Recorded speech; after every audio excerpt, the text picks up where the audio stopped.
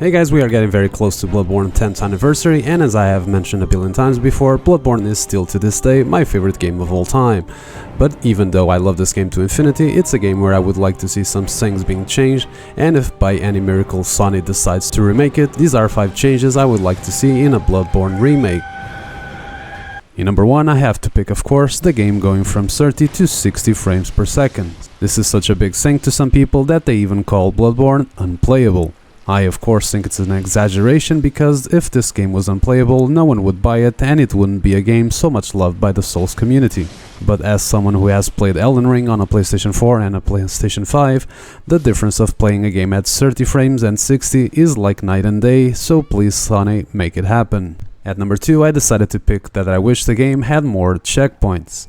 This choice would surely not please a lot of people, because many believe the runbacks to a boss is part of the experience, but to me, when Sekiro gave us checkpoints next to the boss, I was crazy happy, because running all the way for 2 minutes just feels like a waste of time for me. Even though the runbacks in Bloodborne are not very hard to go through, unlike Dark Souls 2, they sure are crazy long. In fact, I wouldn't be surprised if many people quit the game after getting their asses kicked by Gascoigne, only to be teleported 10 kilometers away from the fog gate. Some crazy long runbacks include Shadows of Yharnam, Lawrence, and especially Logarius, which in my opinion should have a lamp right next to the boss. In number 3, I decided to go with the fact that I wish we could teleport between checkpoints. In case you never played Bloodborne, unlike the other games where you simply teleport between checkpoints, Bloodborne forces you to always go back to the hub area, and from there you have to pick a headstone that will allow you to teleport to the checkpoint you desire. I understand that you do in fact return to the hub area many times in the game, due to its being the place where you level up your character, level up your weapons,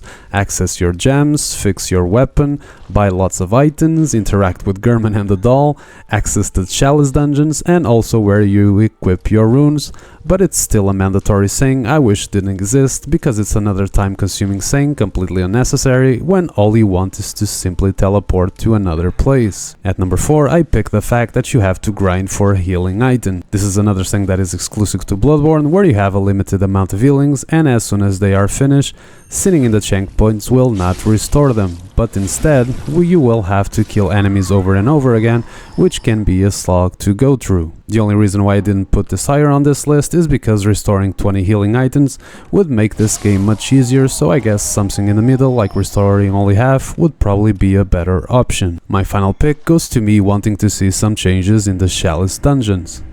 They are almost universally hated, and I think it's quite a pity, because they have some cool new enemies and bosses.